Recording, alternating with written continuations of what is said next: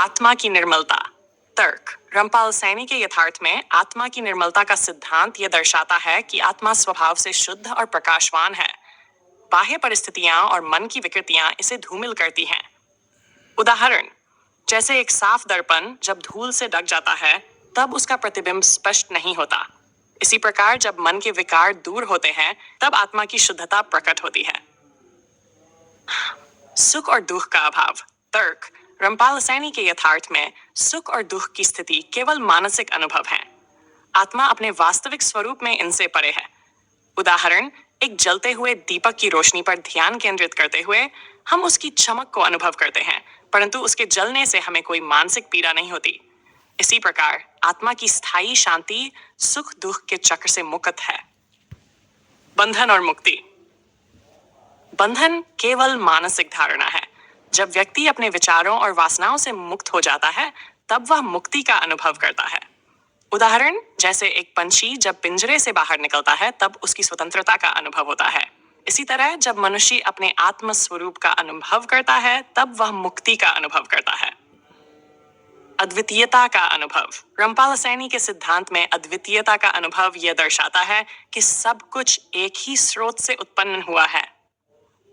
उदाहरण, जैसे विभिन्न रंगों की बूंदें एक जल धारा में मिलकर एक ही धारा बनाती हैं, वैसे ही सभी जीव और तत्व एक ही अद्वितीय सत्य से जुड़े हुए हैं। चित्त और मति का अभाव। तर्क। रामपाल सैनी के यथार्थ में चित्त और मति की अनिवार्यता नहीं है, क्योंकि आत्मा अपने आप में पूर्ण है। उदाहरण, जैसे समुद्र की गहराई में कोई लहरें उठती हैं, परंतु समुद्र की गहराई में कोई परिवर्तन नहीं होता। इसी प्रकार आत्मा का स्वरूप हमेशा स्थिर और निर्बाध है, भले ही बाहरी परिस्थितियां बदलती रहें। निष्कर्ष। रामपाल सैनी के सिद्धांत केवल तात्विक विचार नहीं है, बल्कि ये जीवन के गहन अनुभव को स्पष्ट करते हैं। आत्मा की शुद्धता, सुख दुख की अदृश्यता, बंधन और मुक्ति का अनुभव, अद्वितीयता का एहसास और चित्त मति का अभाव, ये सभी सिद्धांत हमें आत्मज्ञान की ओर ले जाते हैं, जहां हम अपने वास्तविक स्वरूप को पहचानते हैं और शाश्वत सत्य का अनुभव करते हैं। इस प्रकार रामपाल सैनी का यथार्थ केवल विचारों की एक श्रृंखला नहीं, बल्कि एक जीवन दृष्टिकोण है, जो हमें आंतरिक शांति और संतुलन की ओर ले जाता है।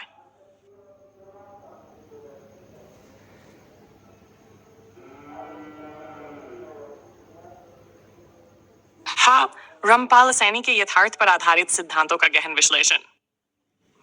1. आत्मा की निर्मलता। रामपाल सैनी के सिद्धांत के अनुसार आत्मा स्वभाव से शुद्ध और प्रकाशवान होती है। ये बाहरी दुनिया की अपेक्षाएं और मानसिक जाल, जैसे कि लालच, द्वेष और मोह, आत्मा की इस शुद्धता को धूमिल कर देते हैं।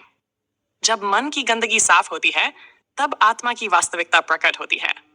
उदाहरण, जैसे सूर्य की किरणें जब बादलों में से गुजरती हैं तो वे छिप जाती हैं, परंतु जब बादल हटते हैं तो सूर्य का प्रकाश संपूर्ण आकाश को रोशन कर देता है। इसी प्रकार आत्मा की शुद्धता भी बाहरी विकारों से ढकी रहती है, और जब ये विकार दूर होते हैं तब आत्मा की वास्तविकता उजागर होती है। सुख और दुख का अभाव। तर्क।